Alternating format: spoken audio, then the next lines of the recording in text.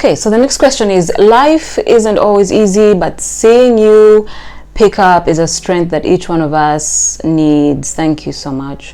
What advice would you give us young girls growing up to reach our goals?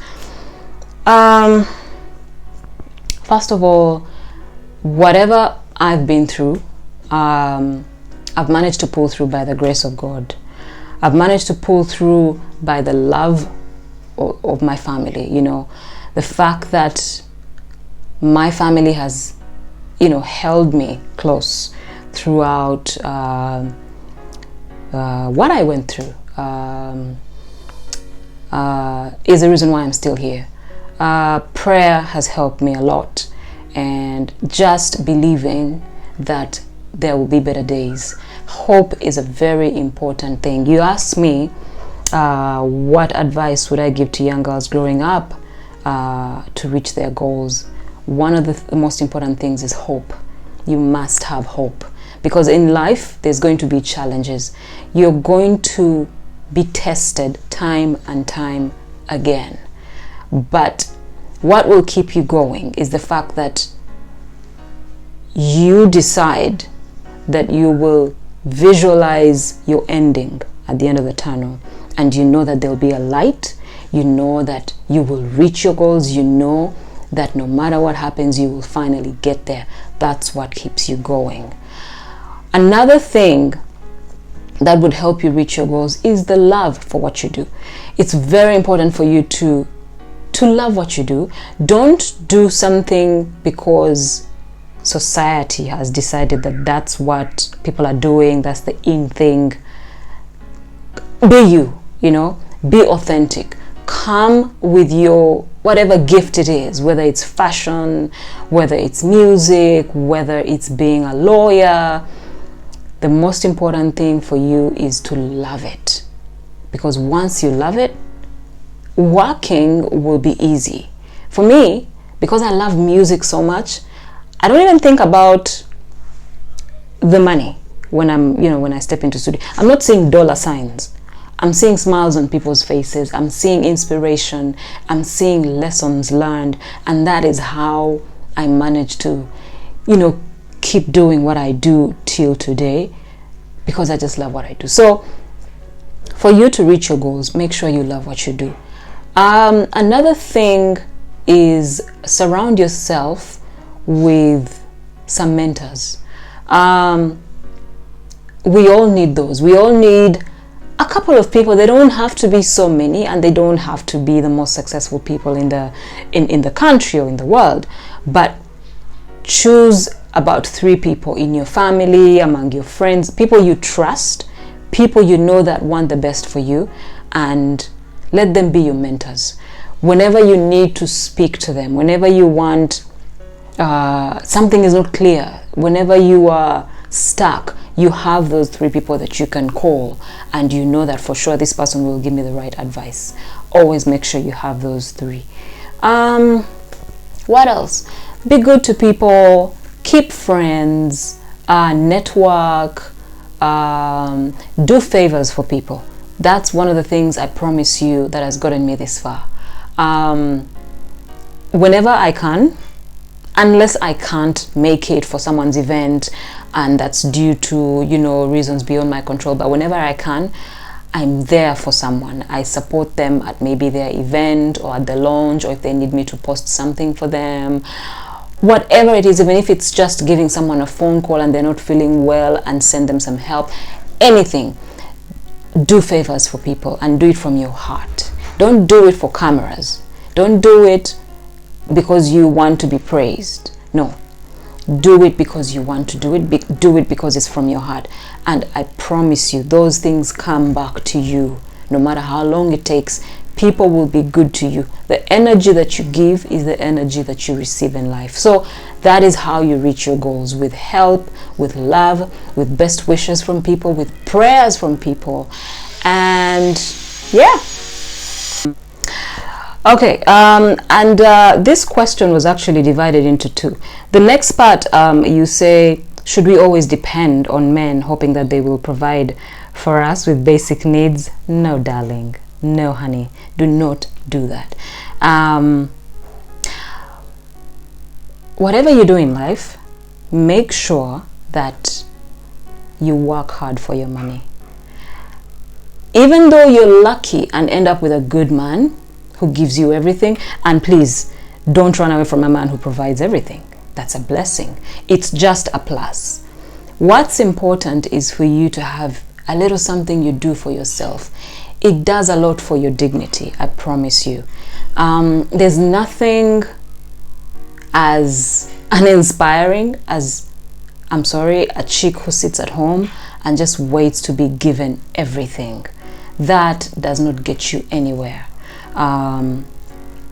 There's something it does for you when you know you have a little something you do for yourself and you don't just sit around and wait for your man to do everything. There's something it does for you. Don't live your life expecting to depend on a man. If you get a good man who provides everything, count that as a blessing, but continue to work for yourself. Because first of all, we don't know where things end up, you know. In life, things are unpredictable. You might wake up tomorrow and unfortunately maybe things have ended between you and that man. Then what are you going to do? Are you going to sit and wait for another man who will come and provide? You know, you probably won't find another like that. So just work, do something for yourself, earn something. It adds something to your confidence even, and people will respect you more if you work and don't expect to just depend on a man. And can we also talk about this, that men get tired of taking care of us if we're not helping ourselves. Things have changed. We're not living in 1960 something. This is 2021, and men also want a woman who can bring something to the table. It doesn't matter how big it is, but something. It will earn you a lot of respect from your man, and I know he'll love you more. So yeah, work hard, pray for a good man, but make your own money. It's good for you. Okay, next question.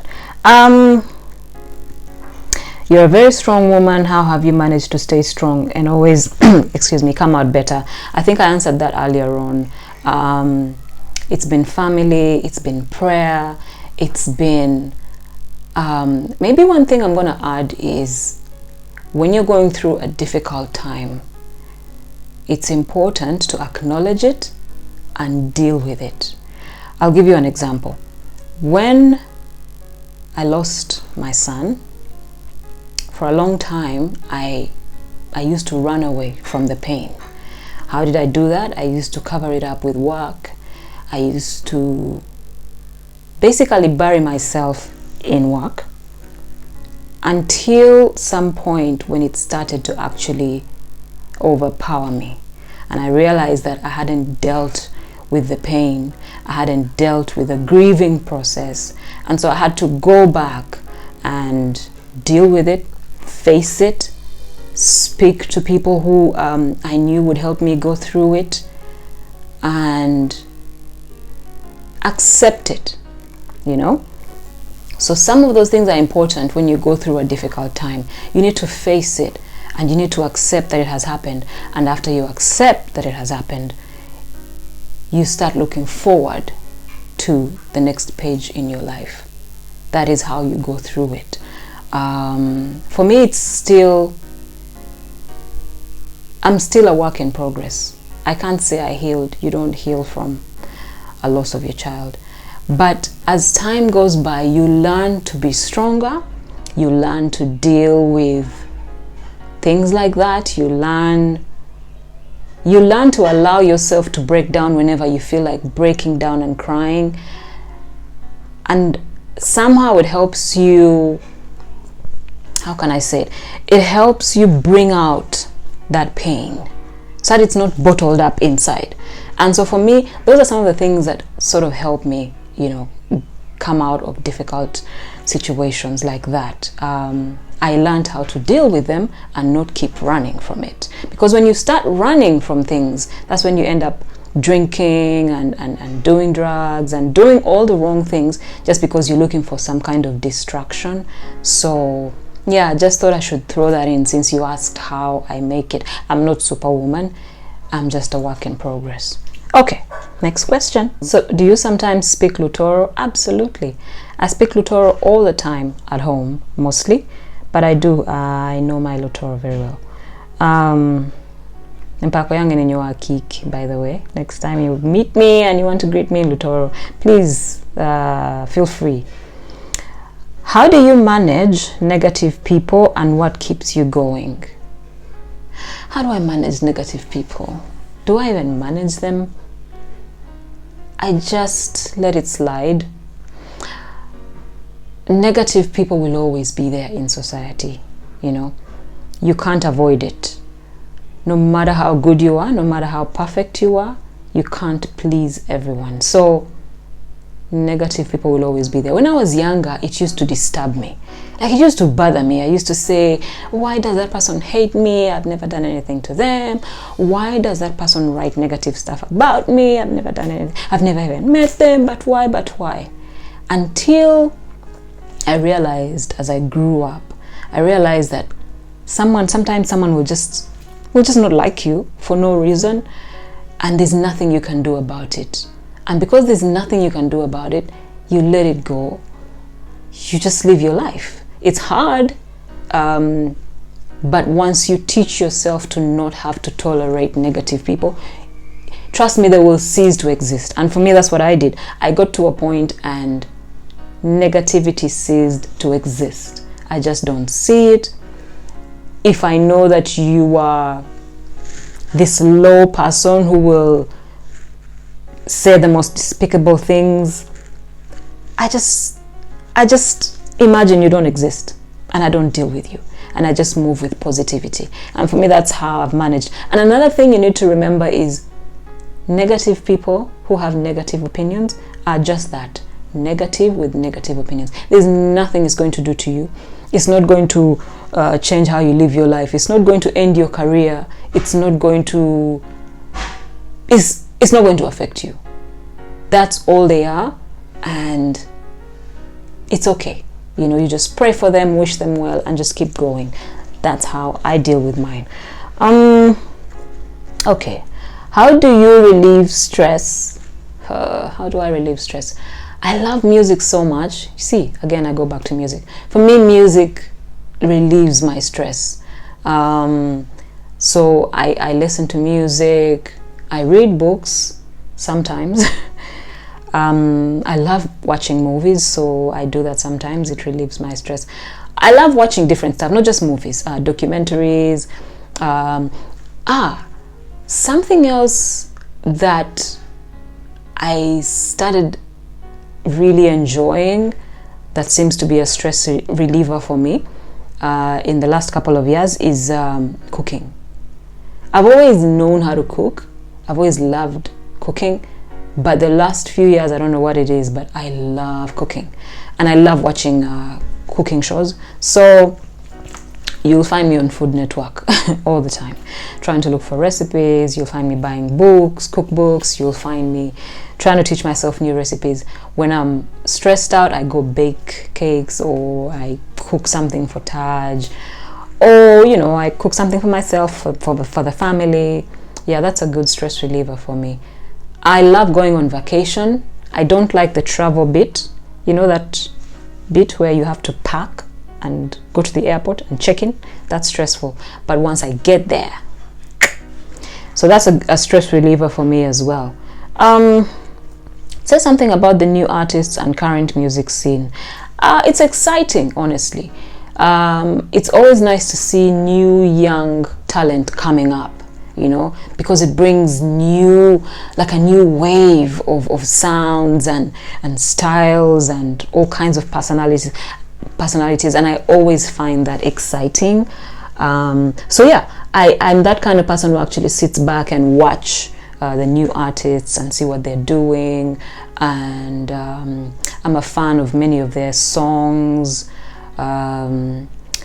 Generally, I think the music industry in Uganda at some point, was on its way up, and kind of right now it's a bit, what can I say? I don't want to say depressing. It's it's not moving at the pace it used to, but also you have to understand that we've had a pandemic, that, this just came and just disturbed everything as it was. So unfortunately, right now, I really feel for the young artists, especially because imagine getting your first big break, your first hit song in the middle of a lockdown. How are you going to make money from your music? So I really, really feel for them. But I told you earlier on, hope is an important thing, so we need to stay hopeful. But yeah, for all the young artists out there who are doing their thing, trying to launch their careers, keep going. Don't let the current situation discourage you from, doing great things. Just keep doing what you're doing, and I promise you it's going to pay off at some point. I'll give you an example. When we guys started out, at our time, it wasn't so long ago, might sound like I'm talking about 1975. No, but because I started in, my first big hit song was in 2005. Yeah, 2005. I had done a few songs before that, but the big one was 2005. And the music was just starting to look like it was, we're going to earn from our work. But years before that, when I was still in high school, doing adverts in studio, doing cover songs at weddings, starting out doing the 7 days and say it and stuff, music was not paying. There was a lot of challenges. We didn't have concerts. We had like 1 or 2 FM stations that were, if they helped you, they would play your song once a month. But because I loved what I did and I had so much hope for the industry, that's how I got through those difficult, challenging times. And then, so just to give you courage, this is not going to last. The situation is not going to be like this forever. Things will change. But in the meantime, you could use this time to create music. Because at the end of the day, music is music, no matter when you release it. So use this time if you can. If you can afford it, go to studio, create music, keep it. Continue to make relationships with people in the industry. Continue to do things that can keep you out there and keep you busy until things get better. And things should get better at some point.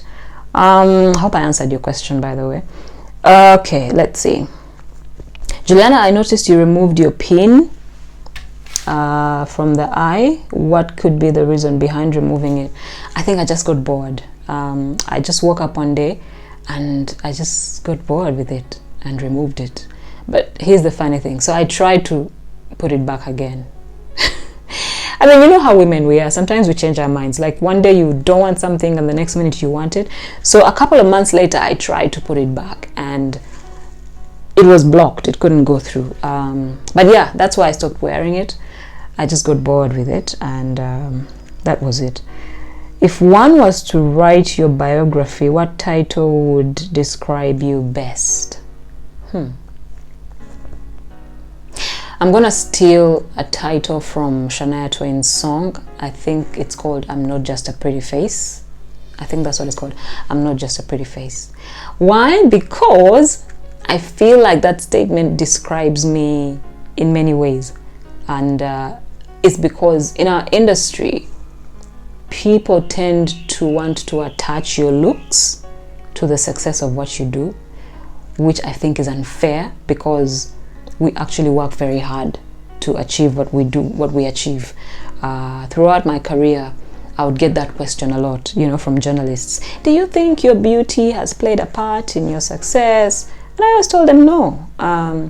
So yeah, I'm not just a pretty face. I believe that I've worked very hard to achieve everything I've achieved, and my looks might just be a plus, but I put in the work. I don't depend on how I look to achieve what I want to achieve. So yeah, I'm not just a pretty face would be the title. How many songs did radio write for you? 2 songs, and why? The one you guys know is Twalino Mkwano. But how that came about was that he had written another song earlier, which is Nkwagala, and I know you're confused because you know that he has a song called Nkwagala. Naye mukwano kwagala, nyo kwagala, nyo nyo nyo kwagala, nyo kwagala, nyo nyo nyo kwagala. So that song, initially, he had sold it to me, yeah, back then when I was still working at Capital. But I took long to release it, and radio was such a how can I say it? He had this very emotional, strong connection to music that when something was burning in him, he had to do it. So I remember one day he just woke up and he had asked me a couple of times, when are you going to release this song? When are you going to release? And I kept telling him, not yet, not yet. So one time he just went to studio and recorded it and released it. So I was listening to radio and then I hear this song. I'm like, hey, what happened?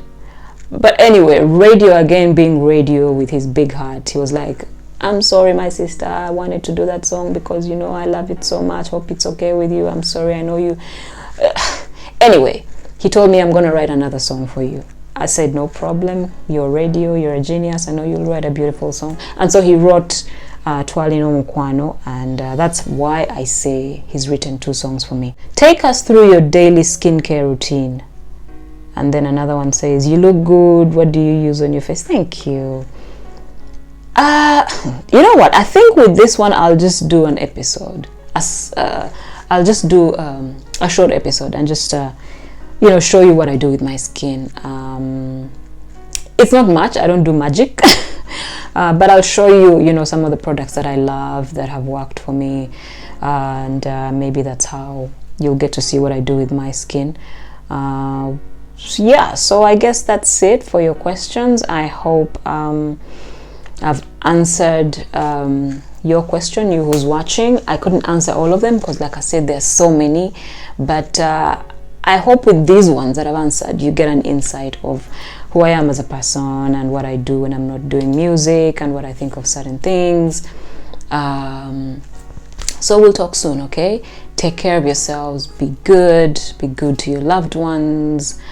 Do something good in society. Do something for someone. Always make sure you put a smile on your on someone's face at least once a week. You know, try to do that for someone. Yeah, so take care. I'll talk to you soon. I love you guys. Bye. Mwah.